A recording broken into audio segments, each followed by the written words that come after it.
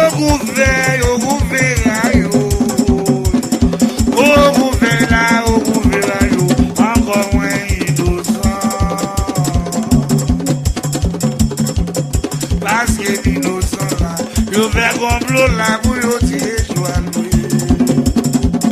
Ogun velho,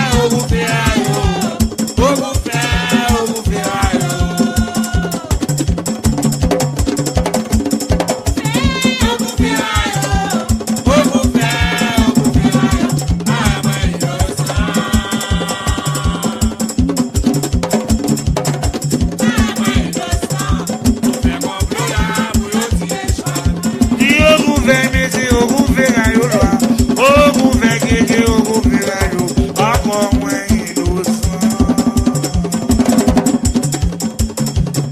Parce que l'innocent